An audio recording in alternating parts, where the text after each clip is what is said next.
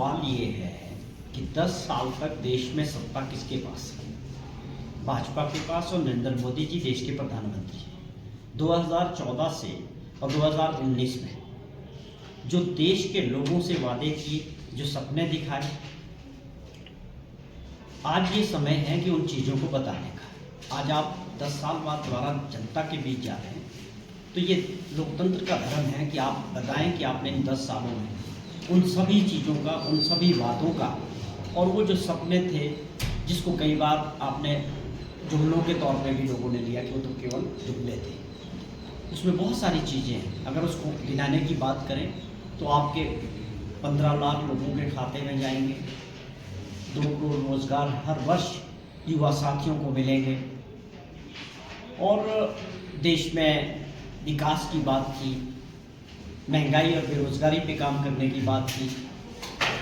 आज ये समय है कि आप देश को अपनी कारगुजारी, अपना रिपोर्ट कार्ड बताने का समय भाजपा का है और माननीय प्रधानमंत्री नरेंद्र मोदी जी का है। लेकिन पूरा प्रयास भाजपा का और इनका ये हो रहा है कि किस तरह ये चुनाव देश का जो असली मुद्दे हैं जनता के, सरकार चुनाव लोकसभा का हो रहा है, ये देश की जनता का भी, कांग्रेस का भी, सभी विपक्षी दलों का ये धर्म बनता है कि आपसे हम हिसाब मांगें। भाजपा को कोस नहीं रहे, भाजपा से सवाल पूछ रहे हैं कि आप बताएं 10 साल में जो आपने वादे किए थे, बड़ी बड़ी बातें की थी, बड़े बड़े सपने दिखाए देशवासियों को, उसको जवाब देने का समय है। ये आपका धर्म बनता है लोकतंत्र में। जहाँ तक सवाल है, हिमाचल प्रदेश में 15 महीने पहले जो सरकार लोगों के सहयोग से और आशीर्वाद से बनी,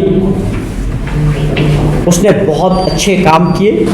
उसी को मुद्दा बना के कांग्रेस पार्टी और कांग्रेस पार्टी के नेता, कांग्रेस पार्टी का वर्कर लोगों के बीच इन चुनाव में जाने वाला है कि हमने किस प्रकार से अपनी कुछ गारंटियों को जो लोगों से की थी चुनाव से पहले, आर्थिक स्थिति क्या थी, उसके बावजूद अगर हमने ओपीएस को लागू किया, उसको लेके हम जनता के बीच जाएंगे। अगर हमने 1500 रुपया सम्मान निधि महिलाओं को देने की बात की, जो लाहौल स्पीति में शुरू हो चुकी है, मैं आपको बात करूं स्पीति की, तो वहाँ महिलाओं को 10 महीने का 15-15 हज़ार रुपया इकट्ठा मिला है और लाहौल में भी जो है शुरू हो चुकी है। और उसी तरह सरकार ने इसको नोटिफाई किया कि 5 लाख के करीब महिलाओं को ये मिलेगी और उसमें 2 लाख कुछ ऐसी महिलाएं भी हैं जिनको ये 1000-1100 रुपया मिलता है, तो उनको 1500 रुपया मिलना शुरू हो गया। हमने अपनी गारंटियों पे काम किया।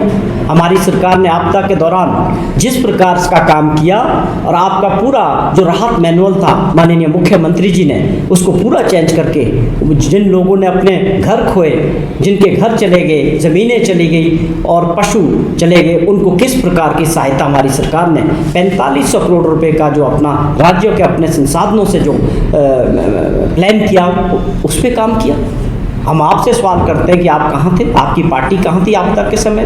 बिंदल साहब बताएं, आप विधायक नहीं हैं, लेकिन आप बताएं कि आप जब स्पेशल सेशन बुलाया गया, प्रस्ताव लाया गया कि हमें जो है आपदा राज्य घोषित करना है और हमारा जो 9500 करोड़ रुपए के जो डैमेजेस हैं, जिसका पूरी भरपाई के लिए हमने भारत सरकार के पास दिया, भाजपा के लोग बताएं, बिंदल साहब बताएं कि आप कहाँ थे?